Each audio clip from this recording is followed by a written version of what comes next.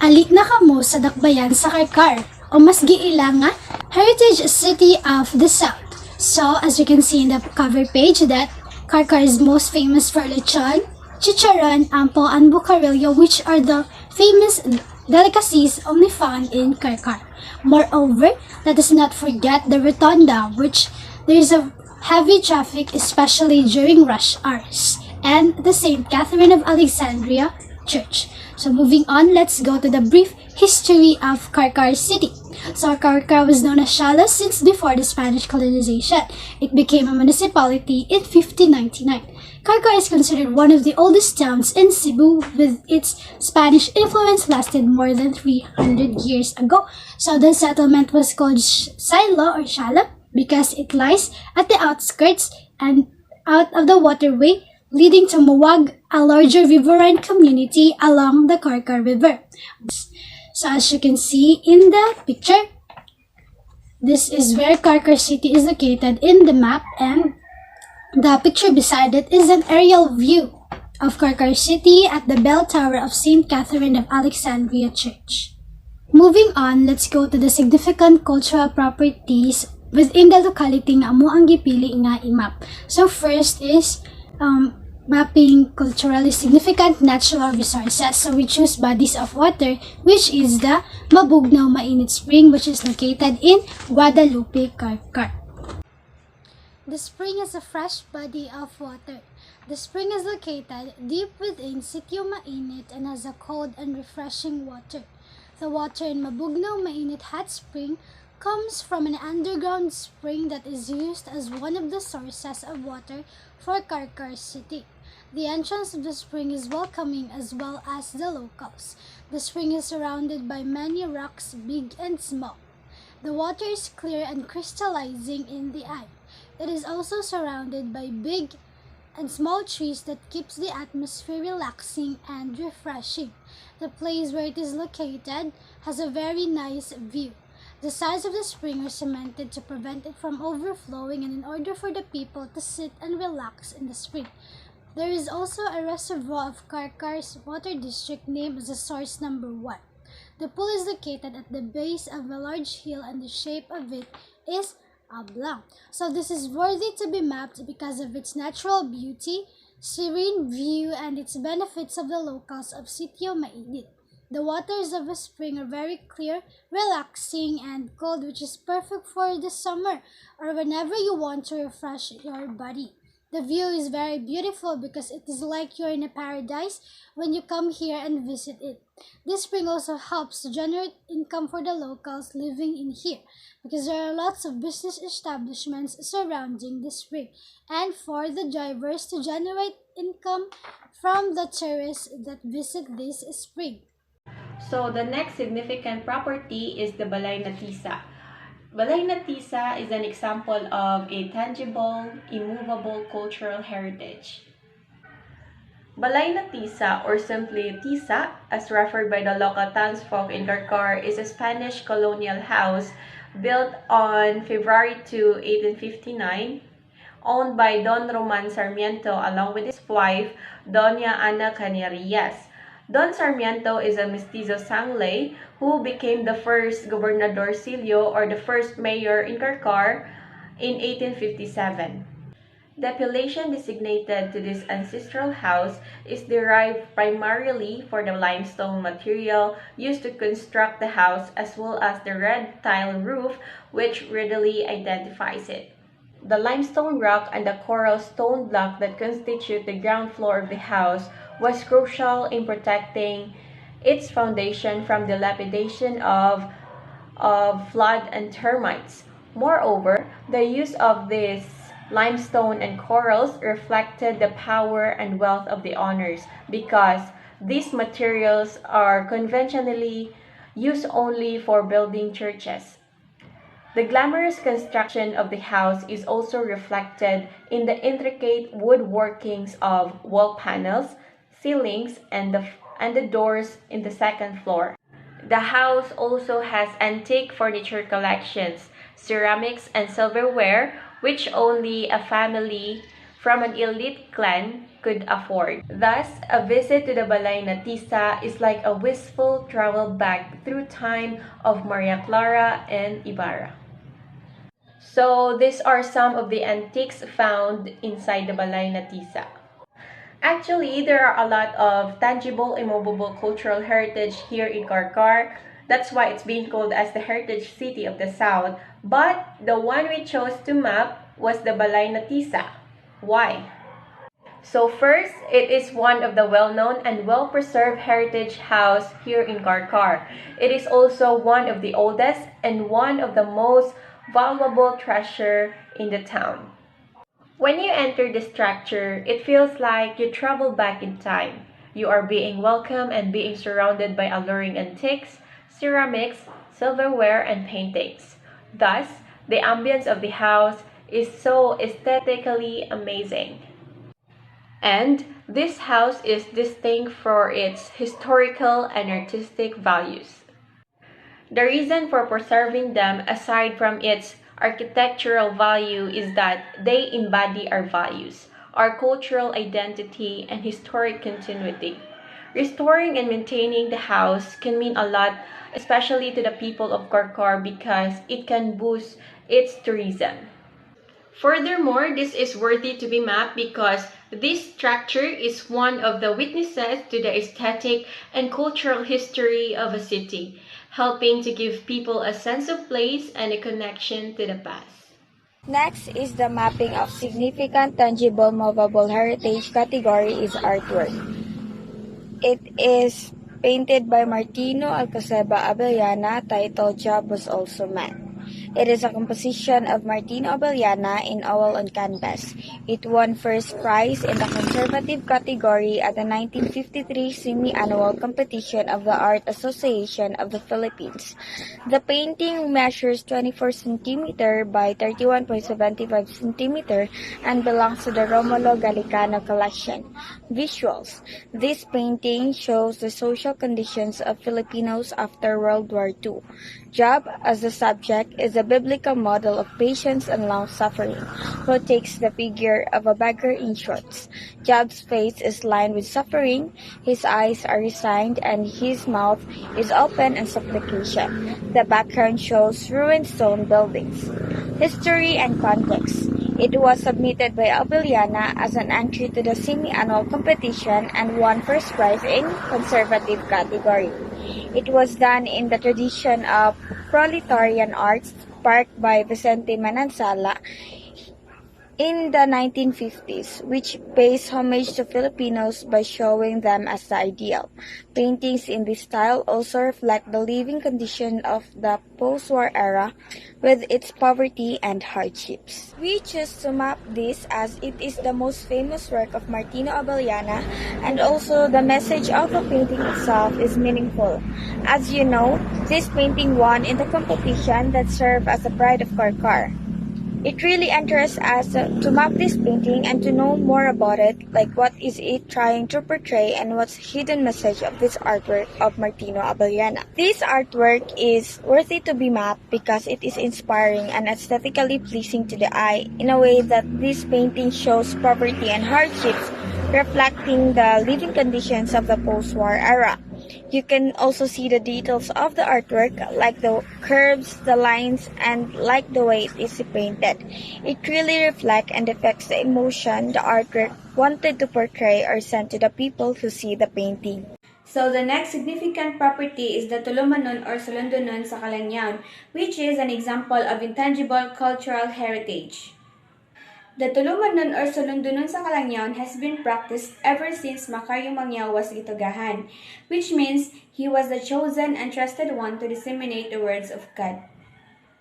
It has been practiced when Macario saw and witnessed the old bearded man, which is the Gada father, in the small spring in Sitio Calangyan.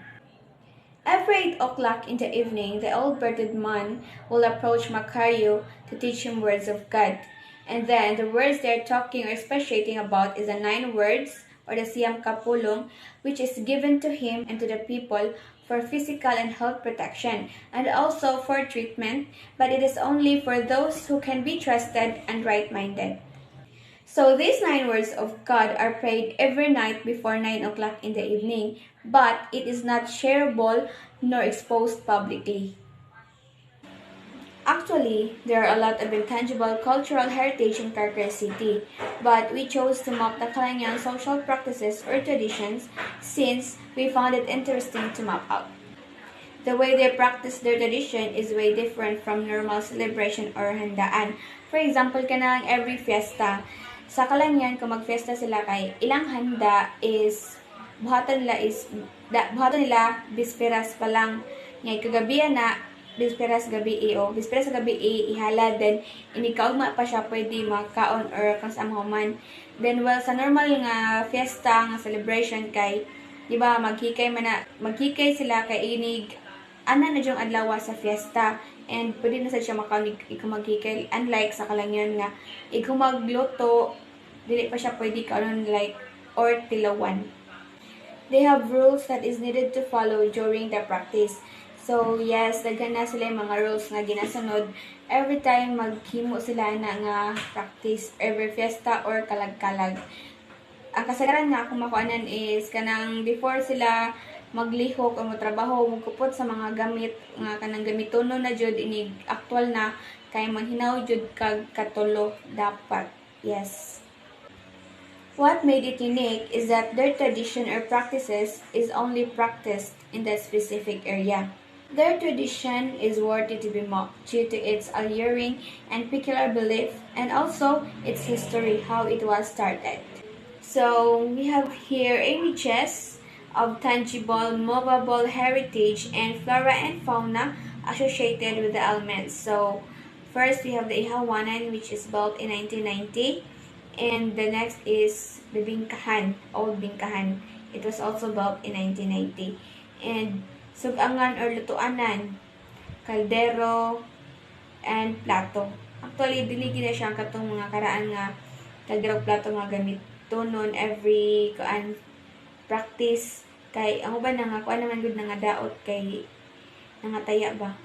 Ang karaan jud na kaldero nga gamit tunon during the practice nga katong dagko kayo mga kaldero niya takob kay mura siya paana gani triangle basta na masyag baril and for the plato or plate na gamitonon jud sa kuan practice kay kasagaran ilang gamiton na is kanang mga sin plato or baso pero karon kay wala naman kayo siya kay mga lahat mga kuan na ginangataya inyong daot yang gipang-ilis ang gipanggamit nga bag-o kay plastic.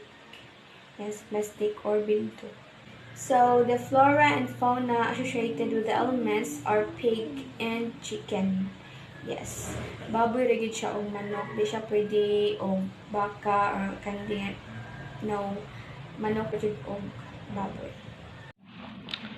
Negros-born Pantaleon Villegas, known as Leon Quilat, led a group of Cebuano Katipuneros in attacking the Spaniards on April 3, 1898. In what is known as the Battle of Tres de Abril, Leon Quilat, who was 24 years old, was designated the leader of the local chapter. Although a non-Cebuano, he was familiar with Cebu and had several friends there when he had a job in the city for a few years before working in Manila. Under his leadership, the KKK Cebu Uprising was launched on April 3, 1898. Leon and the Katipuneros succeeded in forcing the Spaniards to seek refuge at Fort San Pedro and took control of Cebu for a few days. He was told to have this special amulet called Anting Anting, which is rendered him to be invincible. Negros Oriental would testify that Leon Quilat had uncanny ability to appear seemingly out of nowhere. So, matod pa ani nila, kini daw si Leon Quilat kay nay anting-anting na nagprotekta kaniya. Ginadala niya kani pirmi maong dili siya madali-dalig dakop sa mga Espanyol. Og bisan pa kuno og maigo kini og bala, iyar dong papaon nya mawala ra. That's why it's very difficult for them to catch Leon Quilat because of its rumored special amulet. But unfortunately, on April 7, 1898, Good Friday in Carcar, Cebu, Villegas was betrayed and stabbed to death by Captain Florencio Noel Apolinario Alquitas, his aide-de-camp, and other men due to endangering the town of Carcar. So, while mapping in the museum, we've seen his achievements and how he fought as the representative of the Visayas. He may not be considered to be in the league of the country's renowned national heroes such as Jose Rizal, Apolinario Mabini, and Andres Bonifacio, but he is a Visayan hero who fought for the nation's independence from Spain with some vigor and passion. So we must visit and learn more about the history of Carcar. There are many reasons why people visit museums. Some want to learn about the past, while others are curious about the city they are visiting or want to enjoy art and culture. Museums are great for meeting new people, learning how our ancestors lived and expands their minds. Mabuhay! Welcome to Carcar City Museum. Museum is open every day starting from 8 a.m. to 12 noon and 1 to 5 in the afternoon. The building housing the museum was built in the 1900s and functioned back then as the Carcar Dispensary. Construction of this structure, which is an excellent example of American-era civic architecture in the Philippines, was initiated by Mayor Mariano Mercado in 1929. On July 8, 2008, during Carcar's first anniversary as a city, the building was inaugurated at the Carcar City Museum. Next, we have the artifacts found in the museum. Number 1. Timeline of Carcar City. In here, you can see the historical years or the evolution of the city through the generations.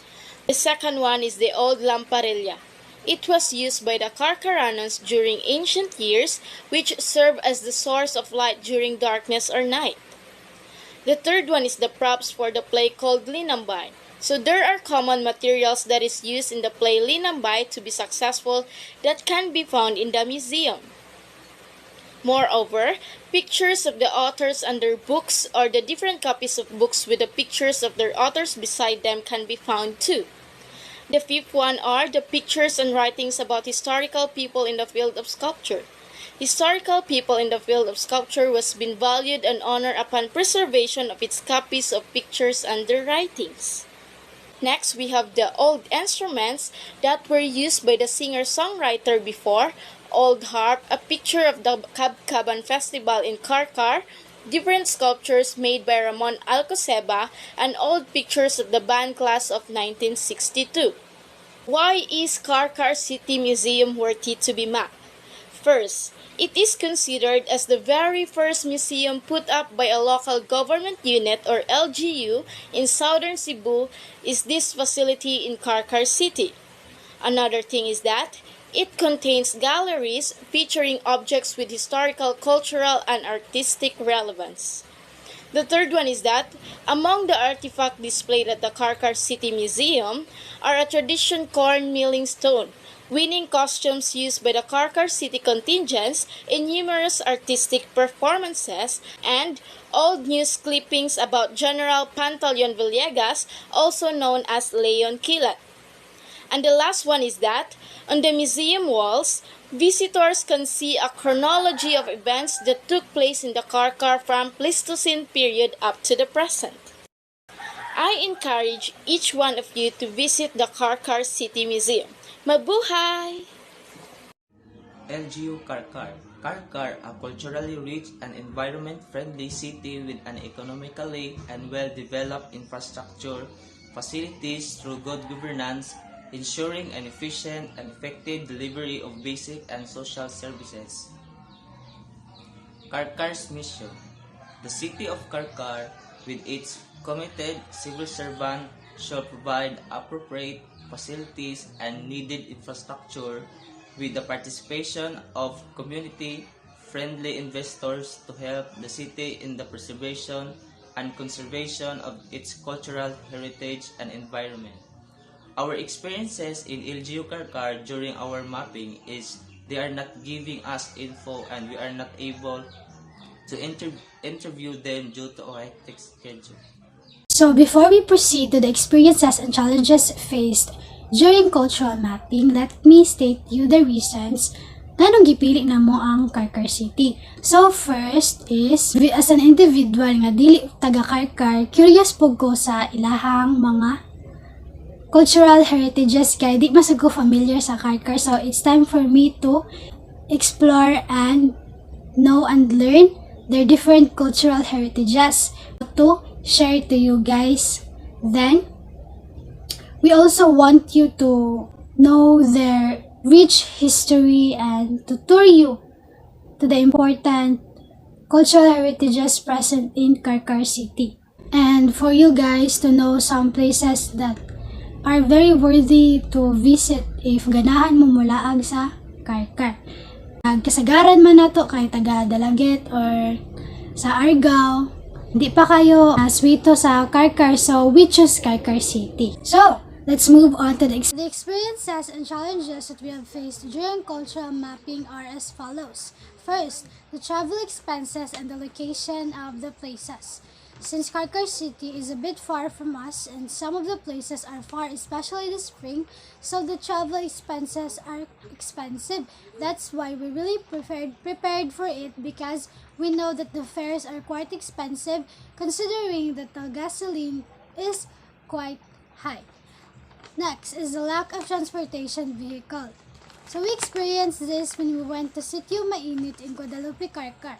When we were going to the Sitio Mainit, we easily found transport vehicles, but when we were about to go home, there aren't any transport vehicles. That's why our only option was to walk. We were really exhausted, but we still continued to walk because we are many that time. That's why the exhaustion didn't bother us. Lastly are the lack of informations or sources. So I think we all struggled here because of the persons that we questioned about the cultural heritages weren't the old ones. That's why we have little information in the LGU part also, because they are quite busy and we have to be patient, understanding, and resilient enough to wait for them because we are the ones who need their help. So there are many realizations that I have learned from this cultural mapping. First is to be inquisitive and be curious about your surroundings. Next is to don't be afraid to explore and discover many things and places. Lastly, our cultural heritage takes us from the past and be able to be reminded by our history and identity. And that could be all for the presentation of our cultural mapping of Carcar City. Hopefully you have learned many new informations and discovered many things through our presentation. Thank you for listening and keep safe and God bless.